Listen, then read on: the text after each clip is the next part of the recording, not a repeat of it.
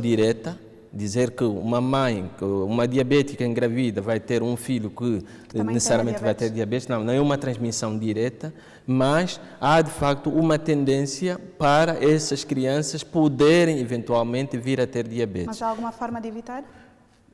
Não, aqui não há nenhum problema, porque nós não temos garantia de que aquela criança tem diabetes. O que temos, a forma de evitar é, à medida que os anos forem passando, temos que vigiar sempre os familiares diretos de pessoas, portanto, quando falo diretos, de primeira linha. Os que tiveram pais ou mãe, ou pai ou mãe diabéticos, portanto, estes devem ser vigiados, porque há esta possibilidade de, no futuro, eventualmente, um deles poder vir ter diabetes. Mas não é uma transmissão direta. Mas o traço pode estar lá, por isso é que temos que vigiar. Dentro dessa vigia e da atenção que temos de ter, há pessoas que recusam ter a doença e, portanto, não tomam a medicação adequadamente ou simplesmente não tomam. Quais são os riscos que essas pessoas têm de ter a diabetes não medicada? A diabetes, se não estiver controlada, tem riscos e riscos que levam a situações com alguma gravidade. Que se nós consideramos geralmente as complicações que podem ser, numa primeira fase, complicações agudas e que podem evoluir depois para complicações crónicas. Complicações agudas que resultam do facto de a pessoa estar permanentemente com açúcar alto, que vai afetar várias estruturas a nível do organismo e muitas das vezes, e isto é frequente, por exemplo, em crianças que às vezes que estão numa fase inicial com recusa ou não fazem insulina e que podem levar a uma situação de coma, mesmo com risco de vida. Mas e estas complicações geralmente têm que se atuar no momento, porque se nós não atuarmos no momento, não administramos a insulina à criança, ela morre.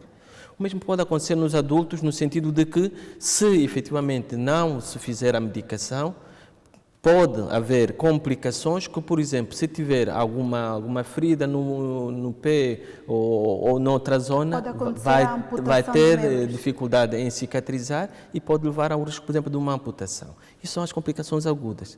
Mas, pior do que isso, são as complicações crónicas. Por quê? Porque esta ação, o facto de haver o déficit de insulina ou então a pessoa não fazer a medicação, vai fazer com que órgãos importantes, e alguns são de relação, como os olhos ou os pés, podem ser afetados e que podem, em definitiva, levar a uma situação de baixa de visão e que pode terminar em cegueira. Ou em relação aos pés, por exemplo, haver no início alterações que a pessoa refere, como um formigueiro, ou câimbras, ou um adormecimento. Doutor, o pé diabético, o que é o pé diabético? O pé diabético resulta precisamente de alterações que nós iremos encontrar no pé, em diabéticos já com alguns anos e que pode consistir numa alteração dos nervos que não funcionam e há uma diminuição ou alteração da sensibilidade, o que pode fazer com que a pessoa, mesmo que esteja a andar por cima de corpos estranhos, pioneses ou outro, não se apercebe. Já tem acontecido pessoas que nós vemos no sapato, ou tem uma ferida, olhamos para o sapato, tem um caco que já está aí há algum tempo e a pessoa não se apercebe. Olha, eu trabalho na área do pé, na Associação dos Diabéticos, e já vi doentes que deixaram o sapato aí a uns quilómetros, vêm com um pé calçado, ele andar com uma marcha desajeitada, mas não sabe que o sapato não está Doutor, lá. só para finalizarmos uma última pergunta, eu há bocado falei sobre endocrinologia, algumas pessoas não sabem exatamente o que significa o termo, pode explicar-nos assim de maneira muito sucinta? A endocrinologia é uma especialidade dentro da medicina interna que trata dos transtornos das hormonas. Portanto, sempre que há uma alteração hormonal de algumas glândulas, como seja, por exemplo, a tiroide, que é uma borboleta que nós temos aqui em frente ao pescoço, ou então a hipófise, que é dentro da cabeça, temos uma glândula que comanda as outras glândulas que podem sofrer alterações, ou a nível do abdômen, onde temos outra glândula que é a suprarrenal, ou a nível das glândulas sexuais, que também são importantes. Portanto, que glândulas são efetivamente exatamente aqueles órgãos que vão produzir hormonas. O que são hormonas? São substâncias químicas que são libertadas por um órgão, que é uma glândula, que depois vão atuar em outras partes do corpo através do sangue.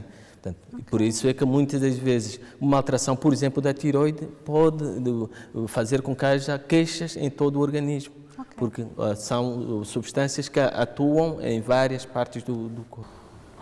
Obrigado, Dr. Anselmo Castela. Obrigado, Karina.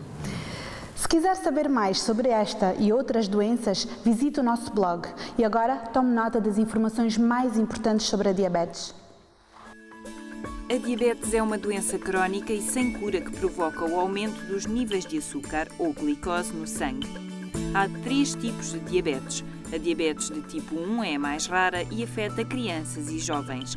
A diabetes mais comum é a de tipo 2, surge normalmente na idade adulta. Há ainda a diabetes gestacional, uma em cada 20 grávidas pode sofrer de diabetes. A diabetes costuma causar muita fome e sede que dificilmente são saciadas. Além disso, há uma vontade de urinar muitas vezes, principalmente durante a noite, cansaço e comichão no corpo, em especial nos órgãos genitais. A diabetes de tipo 1 também pode causar dores de cabeça, má disposição e vômitos. Uma diabetes não tratada levará a vários problemas, por exemplo, lesão da retina e cegueira, doenças cardiovasculares como ataques cardíacos e AVCs, infecções variadas, hipertensão arterial, impotência sexual e pé diabético. As pessoas com familiares diretos com diabetes têm mais probabilidades de se tornarem diabéticos. Além disso, a obesidade, a tensão alta e o colesterol elevado são fatores de risco. Crianças que à nascença pesam mais de 4 kg também devem ser vigiadas por um médico, pois podem tornar-se diabéticas com mais facilidade. Para evitar desenvolver diabetes, não se esqueça, tenha uma dieta equilibrada, evite o açúcar em excesso, modere o consumo de álcool e não fume. Além disso, é importante cuidar da higiene dos seus pés e consultar um médico regularmente para que se detete a doença cedo. Chegou o momento em que nos despedimos. O programa de hoje estará disponível no YouTube e não se esqueça, pode a qualquer momento ter acesso às informações todas do programa na nossa página do Facebook, onde poderá também deixar as suas dúvidas e sugestões. Mas antes de irmos, deixo-os com o nosso convidado especial, que tem muitos conselhos para lhe dar. Até a próxima. Viva bem, viva a saúde! Mexa-se, faça desporto, beba muita água, coma muita fruta, durma bem, mente sã, corpo são.